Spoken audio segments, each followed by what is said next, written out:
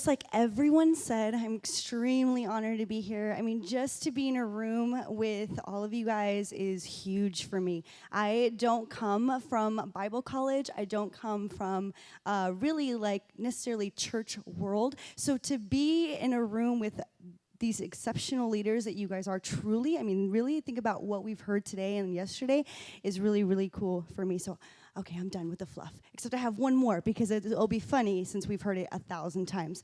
I called Scott and, like everyone else, asked, what am I supposed to talk about? And I swear he already had a script saying, because it was like right before I finished, what am I supposed to? And he said, oh, whatever you're passionate about. So I'm sure it was because all of us had already asked the question. So he said, whatever you're passionate about. And I'm like, okay, what am I passionate about? Well, I'm passionate about everything. Last week, if you asked JJ or Amy, I was passionate about pretzels and how I needed one every single day, and it had to be salty and it had to have cheese. And so that's just how God made me. I'm passionate about whatever is in that moment that I'm like, yes, right here, I'm passionate about all things. So it was really hard for me to narrow down exactly what was the things that I wanted to talk about. And being in that transition of like being a children's pastor to doing, being a director, like it's so different because your view is kind of changed a little bit. So now I'm not so focused on just the kids and the churches and our families, but now I'm thinking about our leaders and what that means for them.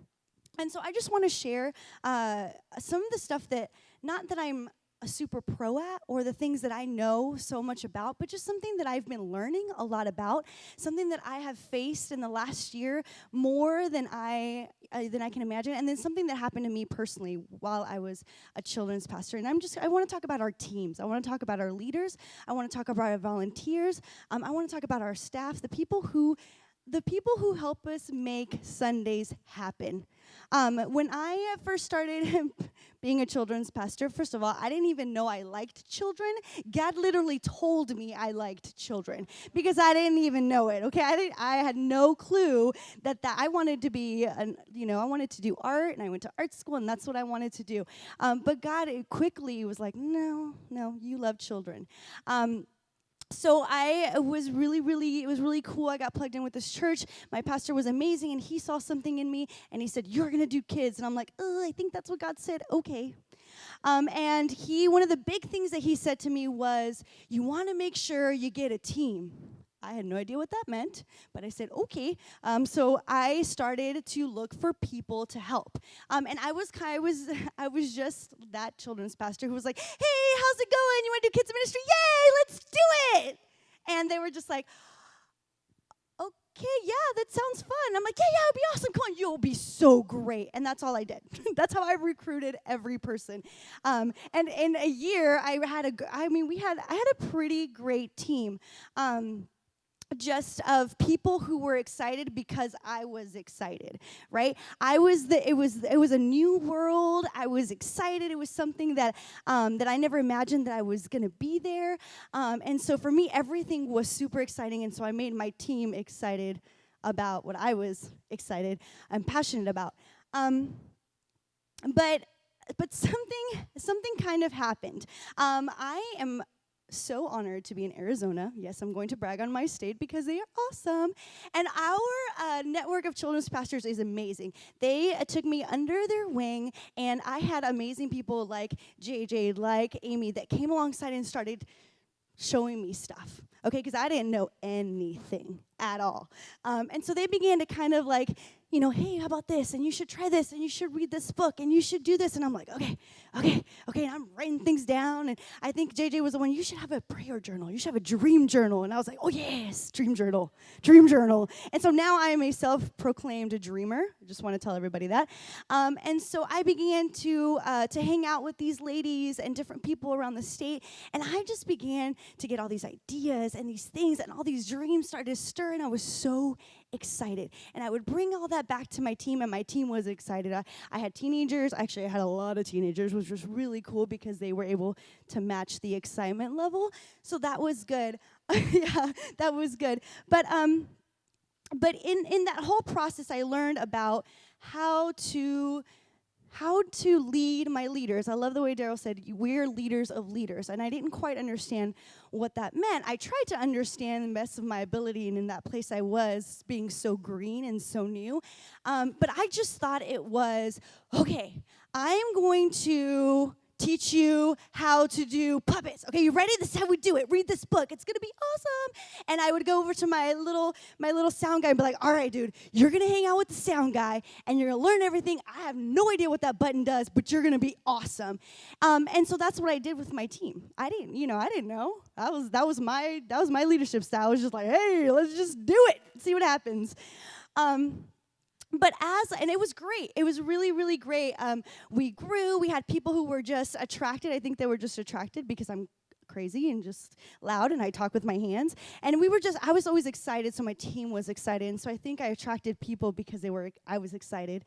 And it was really great for a few years. And then I had the opportunity to partner with some of these ladies, some of the people in our state, with our former DYD, he was amazing, and gave me the opportunity to really kind of do ministry with other people. And I got to see what other teams did. I got to see how other teams functioned, what they did, what they had to offer, and I was like, wow, this is cool. And I kept thinking things like, and I think I've said this multiple times to people in this room, man, if I can only clone so-and-so. And, hey, man, if I could take your team and put your team right here, we can do some really awesome stuff. And at first, it was just kind of those random mentioning things. But then somehow, in my heart, I started to think, well, really, though, if I had the dream team, God, if you could only send me the dream team, man, the things we could do. The things that we could do for this community would be crazy, God. And so I get my prayer journal, so I would pull it out, and I would start to dream about what my dream team looked like. And so remember, at first we talked about, I was so excited about the people who are on my team. I had these dream goggles for them and what they can do and what we were going to do together. And for some reason, I kind of took those off for a little while, right? And I started to see what everybody else's teams look like. And I wanted everything else that everyone else had. I wanted that team that everyone else had. So I went straight to, I was like, all right, Jesus, here we go. And I went straight to my prayer journal, and I was like, all right. And it looked, if you see it now, it's kind of doodle. So there's like 2 words and then like a picture, and then, yeah, it's encrypted. But seriously, you need like a whole decoder for that. But I would go to it, and I would say, God, send me the best of the best. God, send them from the east, send them from the west, send them from the north. Bring them. God, bring me the best. I'm praying for the best. I can't wait until you send me the best. And those are the things that I would say to God. Those are the things that I would write down. Those are the things that I began to dream in my heart. And so if you dare to dream with me, I literally would walk down our halls, and I would have like the sequence, like dream sequence music going on, and I would say, man, if I can only walk down this hall and see that a parent passes off this baby to the nursery in this flawless, beautiful pattern with no crying drool, or like children grabbing at parents' shirts because they don't want to go, if that could only happen. Oh, but when my dream team comes. And when I would walk into my service and I would see my team, and I'd say, man, if I only had someone like so-and-so right now, this would be better. This would not be happening. That one little thing that probably needs to be fixed would not happen because I would have the dream team. And that's what I began to do with my team. One day, pastor asked me to stay into main service for an announcement. It was adult stuff, I guess. And so, yeah, I don't know, right? Who knows what they do in there? And I remember walking in. It was about halfway through the service, and I thought, okay, let's see what they're doing. And I remember walking in. I remember standing in the back, walking in, and watching my team. And I just remember this feeling of like, duh. And I remember in the quietest voice, God was like, do you see? And I just stood there, and I was like, yeah. And I felt terrible because in that moment, God revealed to me that I wasn't seeing my team for who they were, right? Instead of treating my team or seeing my team the way I wanted them, I was looking or treating my team the way that I thought that another team should be. So I wasn't seeing what God had in them or had for them as a team. I was seeing, oh, well, this is what you're not doing right. And God quickly began to show me those things. And I didn't even walk up to the front. I stood the whole time in the back, and I just watched. And God began to point out little things. Do you see so-and-so? Have you given her the opportunity for this? Remember so-and-so, and you thought that, oh, man, what are they doing here? Well, this is what I have for them. I was like, psh, psh, psh. I don't know if you guys have had those moments with God, but they are not fun. So the reality was that I had an amazing team. I just stopped looking at my team the way God looked at my team. I began to look at my team with all the faults, all the things that needed to be done, and instead of saying, wait a minute, there's something about you. There's a reason why you're here. I stopped doing that with my team. I was chasing after the dream. When the whole time, my dream was sitting right in front of me, was my team that was right in front of me, and I couldn't see it. I believe now as I get to the opportunity to travel and to talk to a lot of children's pastors, I get a lot of that question, how do you get the dream team? And I laugh a little bit, and I'm like, well, let me tell you the story. That's a big question for people. How do I get the dream team? How do I get my people to just understand, get the vision, be passionate? And I'm like, well, what are you doing?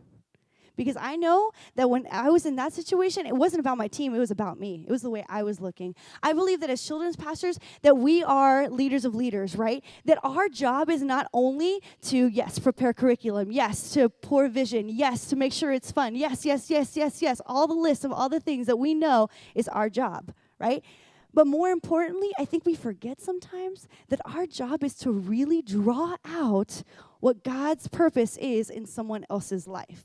And I've forgotten that, right?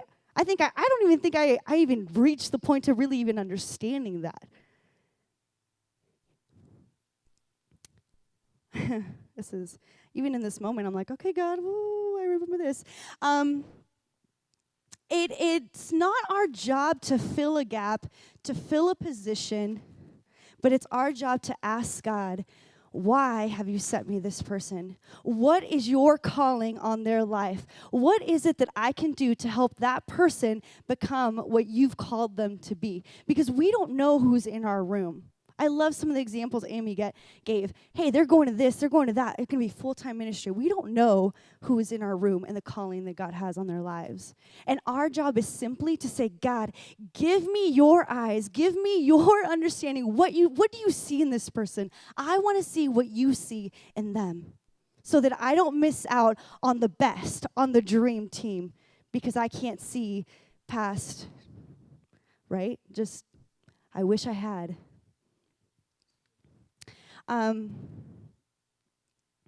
This is good. Sorry.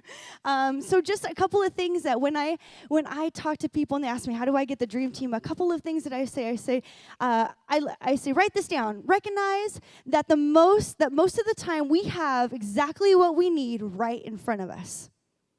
Okay. The second thing I tell them is, I say, now, God has placed people in your ministry, but sometimes it's not for your benefit. Sometimes it's not for our benefit as a children's pastor. Sometimes it's for that person to grow, to learn, and then to move on, and right? And really fulfill maybe that call that they have. I really believe in being a leader who serves their team and not their team serves them. So one of my things that I always say to them, I say, how are you serving your team? How are you serving them? Are you challenging them? Are you giving them opportunities to stir up those gifts that they probably don't even know they had? I mean, think about it. I didn't even know I liked kids until God told me. I didn't even know it. I didn't know I was creative necessarily in the realm of children's ministry. I didn't know that.